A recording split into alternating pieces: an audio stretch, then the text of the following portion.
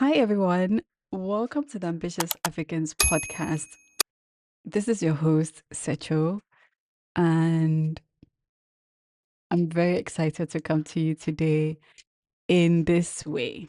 Now, today is a special day because I'm coming to you on, you guessed it, on video. There's a first video recording I'm making um on the podcast, and I I'm both excited and nervous, if I can say that, because this isn't like something I really planned. I figured, would it be nice to just record a video basically on my device and just come say hello and I guess record today's episode talking to you directly so you can see my eyes, like you can see me talk to you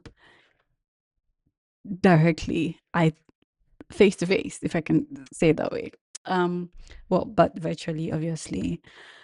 Today I wanted to talk about something very important and special. We've talked about so many things over the last few episodes on the podcast, and I just wanted to bring you a bit into, you know, my thought processes about the future of work these last couple of weeks. And I think I'm at the point where in my assessment of work and what people should be doing with their time, I'm becoming more and more passionate about people doing things that they love. And before, I used to think that was crap. I think I used to think that was like, those things people say, motivational quotes, not important, not realistic, not practical. I think I'm getting to the point where I'm seeing how that could possibly work out if you want to give it a shot, right? And that's exactly what I'm trying to talk through today. My ideas are not fully formed, but one of the things I want to talk about in this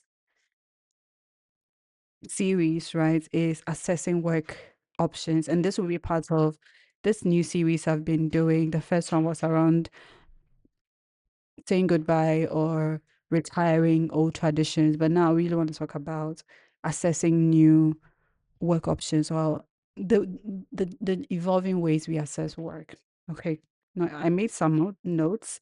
So if I'm looking down, that's basically what I'm going to be looking through. Now the first thing I have here is that this is not for you if your primary source of income and survival is work. This episode is not for you, but it would be helpful if you're open-minded about it.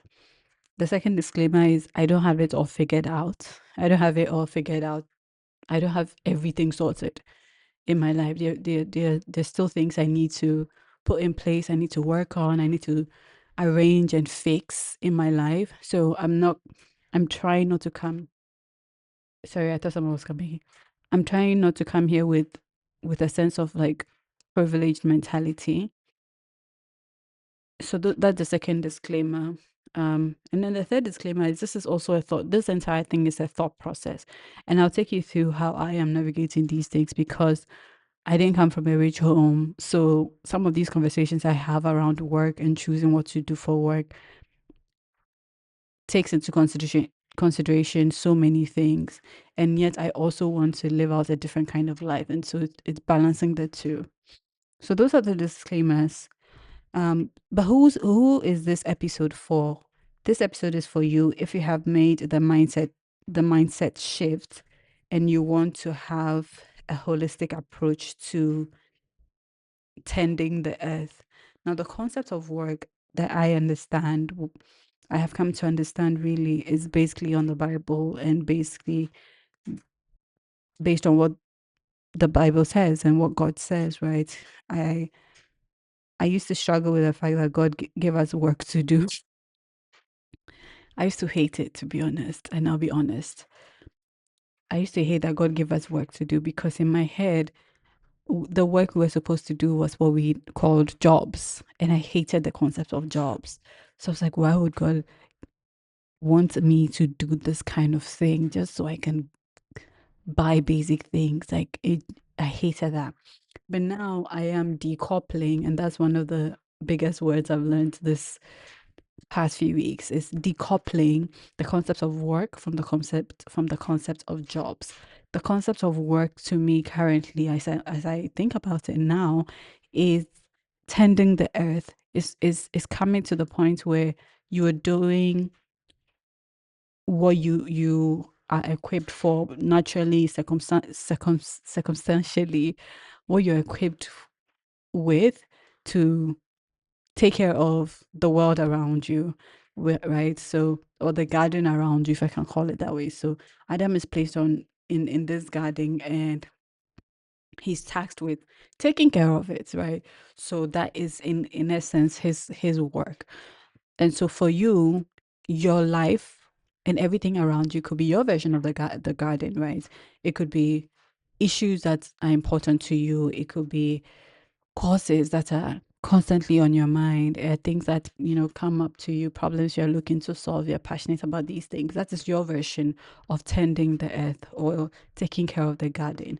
Now that concept is something I want to separate from the concept of jobs. And it's important we separate the two, because even though sometimes the two can merge for some people, for other people it does not. And so it's healthy to separate them so that we it's healthy to separate them so that we can look at them separately. And then the next thing I wanted to also share was that if you've done this mindset shift, then it means that you're already thinking about really what you want to spend the time that God has given you on this earth doing. So you've probably thought about, maybe you don't necessarily like the job you do, but you're passionate about something else, and so you're thinking through what could life look like if you were not living in a particular zone that required you to work in a certain way. And even if you're working in a particular job you don't really like because it's helping you pay your bills, you're constantly thinking about what it could look like to live really the life that you really want to live and doing the work that you want to do. And so that is the mindset shift I want to talk about. The first considerations I want you to have in thinking through assessing work options is that the context of the job offer and why you're accepting it is very crucial. The concept of a job, now I'm going to describe what a job is literally there is a task to be done. We are looking for these kinds of people who can fulfill the task for for X number of time or X amount of time. And so, are you a fit to get it done? Okay, basically that's what it is. That this is what it means to have that job. And so what it means is for you, if you're looking at a job offer and it's not one that is really reflective of essentially the kind of work you want to do with your life, the context of that could determine if you're accepting it or not. I feel like I'm not making sense because I'm thinking this through as I speak, but I hope it makes sense.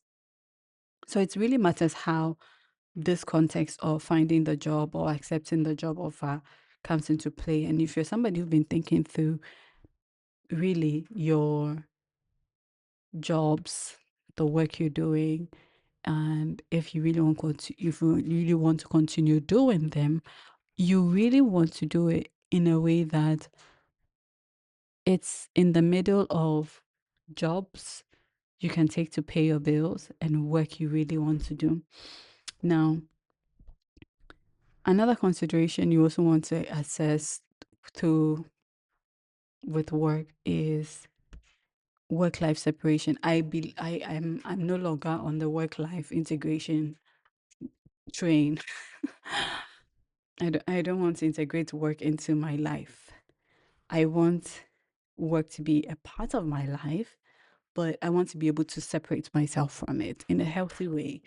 And so I don't feel like it needs to be integrated. It's something I'm still making sense of. But these are the initial thoughts I have around work. And I want to bring them to you. These are exact, like, basically just thought processes I'm thinking through as a consideration for the kind of work we should be doing going forward as ambitious Africans, right? We are thinking through the context of what kind of work we are choosing to do. We are also thinking through how we can separate our other things we want to do with our lives with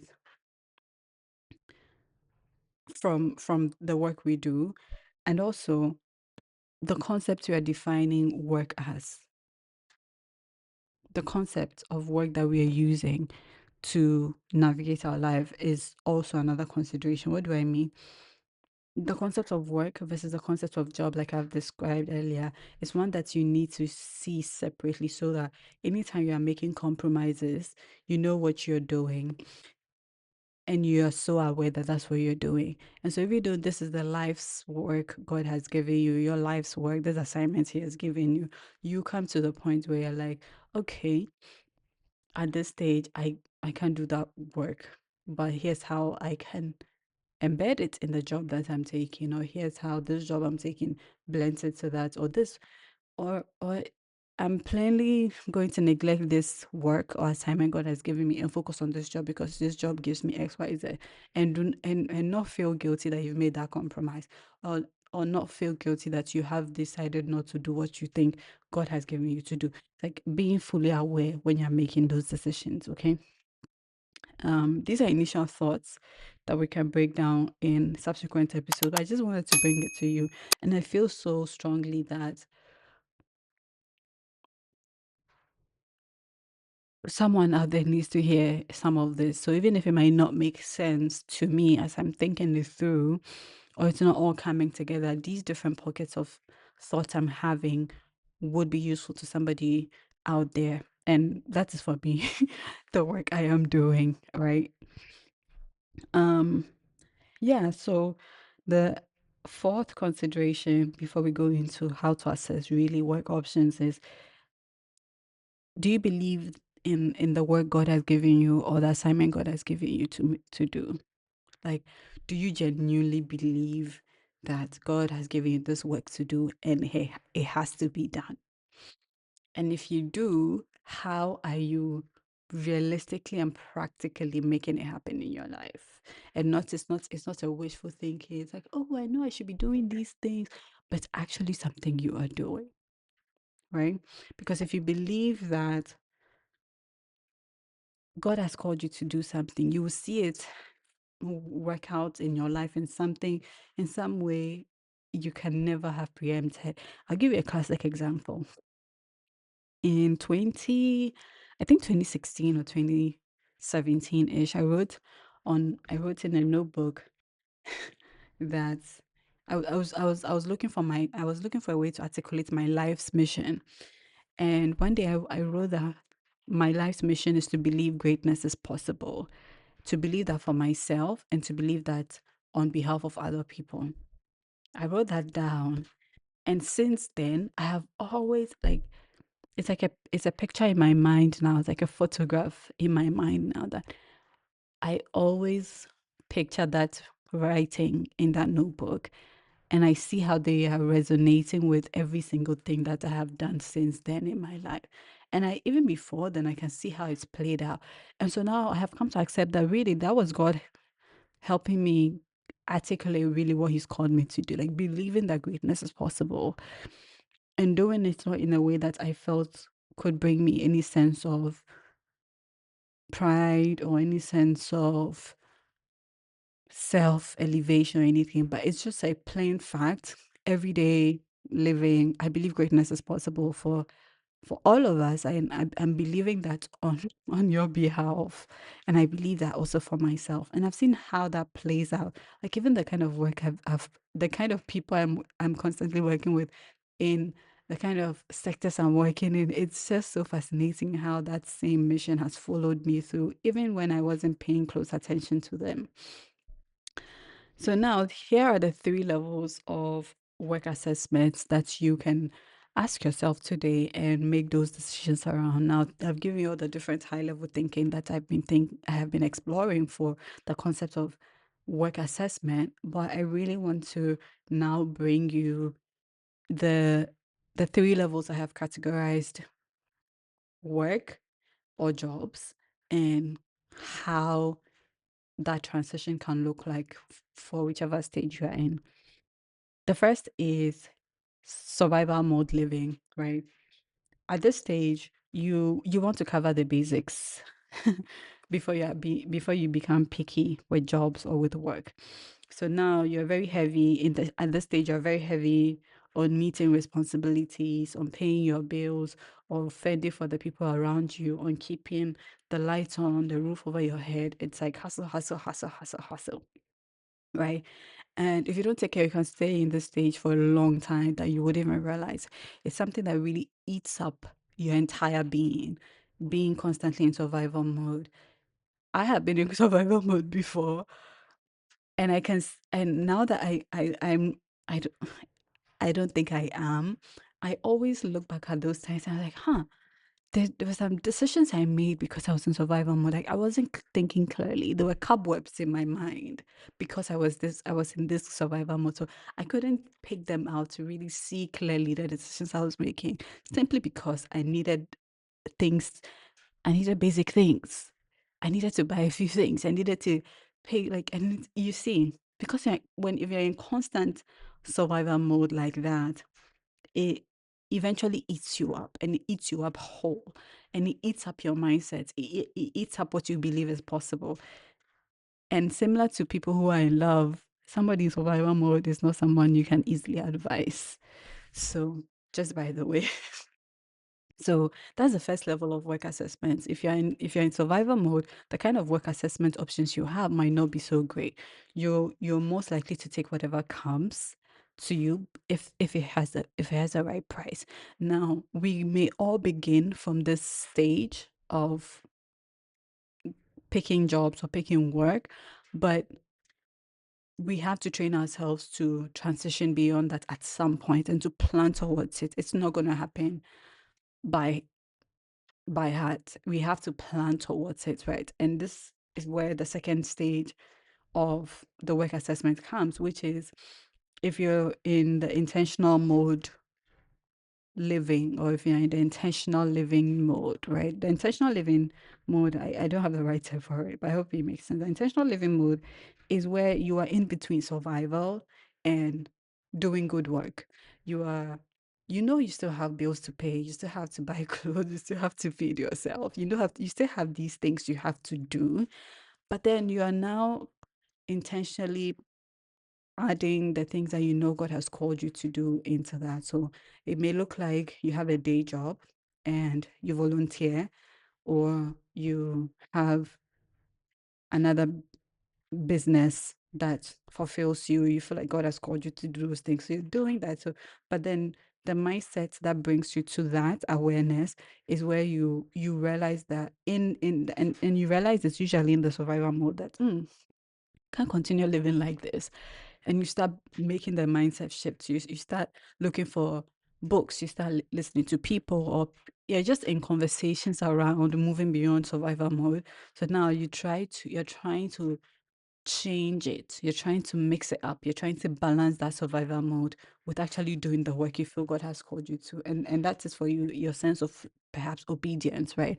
And so that's why you're being more intentional. So even if you're looking for work, you're looking for work that is tied to what God has called you to do. Or if you're looking for a job, you're doing it because you want it to reflect the kind of work or mission God has called you to, even though you're still looking for the things you need to pay for in your life. Okay, another way to intentional living also comes up is sometimes the kind of work God has called you to do is in mainstream, like it's something that there's a job title for.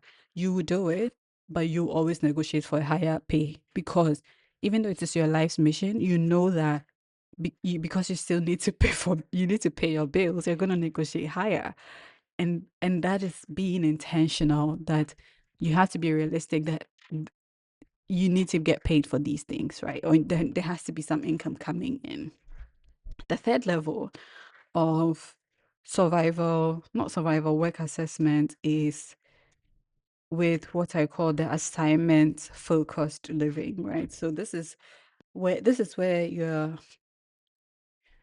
you've gotten good at doing good work. You're it's becoming clearer to you what God has called you to do. You're you're living in the space where you're not rushing yourself to jump at any job. You're even happy to not have a job just so you can commit time to do what God has called you to. And you've made the preparations to help you at least cover your basic needs, cover a few things on top. But you're living in a way that your assignment is so important to you that you want to be very protective over it.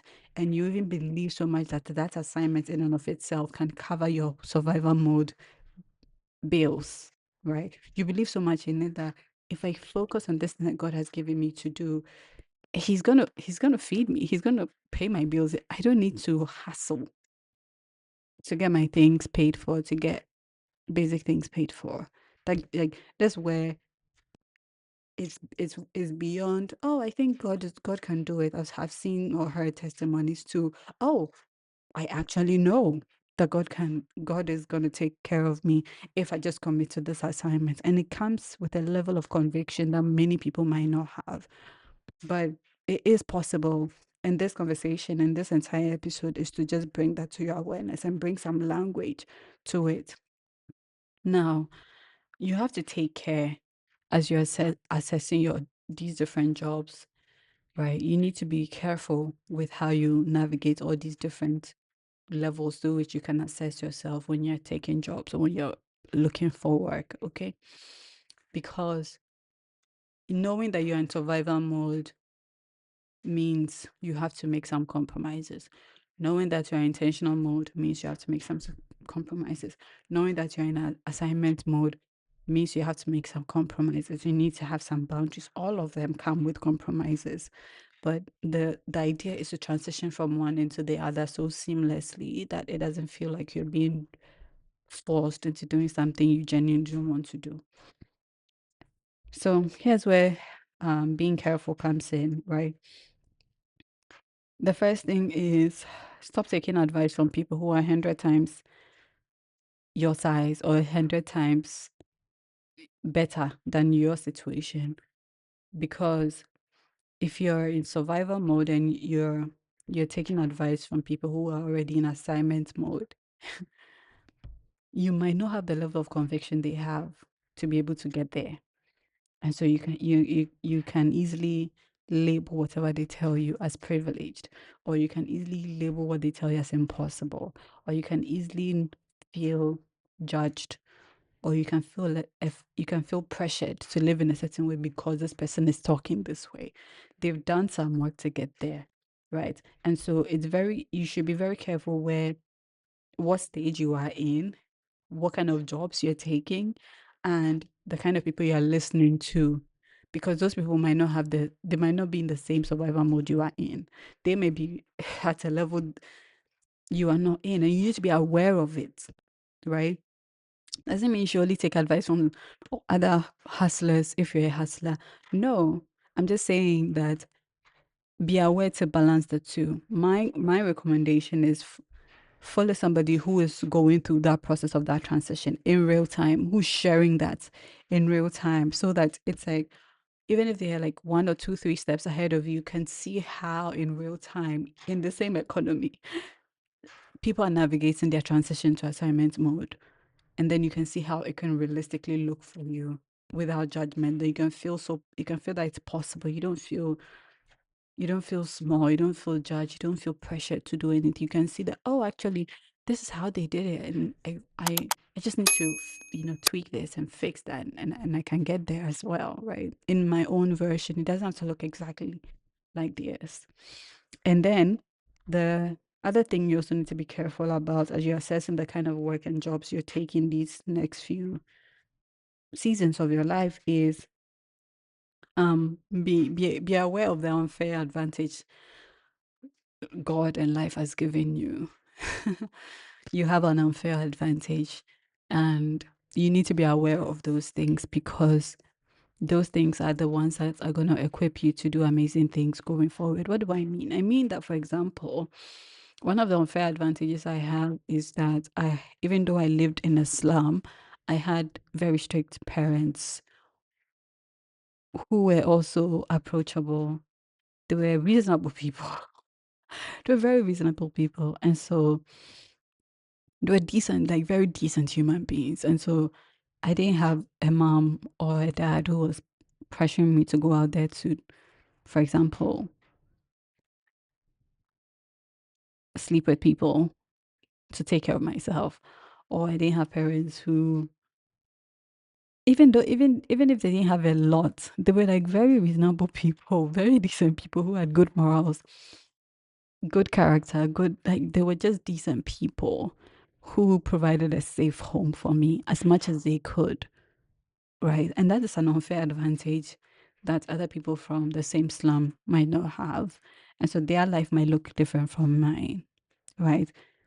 I couldn't have done anything about it. It's just how life has dealt with me.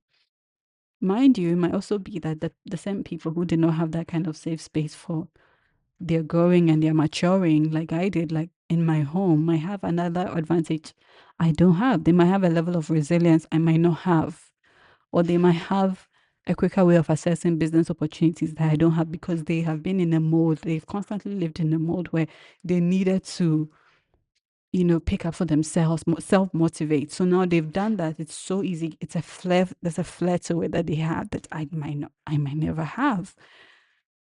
But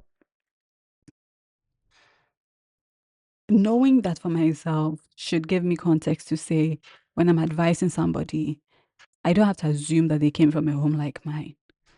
I have to take responsibility for that privilege I have and say, okay, these are the privileges I have. These are the things I didn't have to do, but these are the things I had to do. And so it might not look the same as yours, but I didn't have to do X, Y, Z, or I didn't you see what I mean? And I'm not saying that again, that I had other privileges in the world, but I believe that even though I grew up poor, right, there's still things I had that other people don't have. The genes I have, the brain I have, the face I have, the skin I have, everything, right? They're all privileges that I might take for granted. I'm assuming everybody has a head, so they should have a brain like mine. I shouldn't be doing that, right? Exactly. So the point is, let's all take recognition of the unfair advantages we have and base that off as an indication of God's provision for us if we ever make the decision to transition from survival mode to assignment mode. It's just to say he embedded different things in our life story to prepare us for the work he's called us to do. And so even if we are living in survival mode today, there is still enough things around us in our life story, in our interactions with people that are coming together to transition us from survival mode into intentional mode to assignment mode. Why is it important to even want to live and work in an assignment mode? Because we don't have a lot of time here, and there's a lot of joy. It's a different experience. It's a different experience accepting that this is what God has called you to do and just doing it. It's a different level of experience, and just that obedience is something I wish everybody has.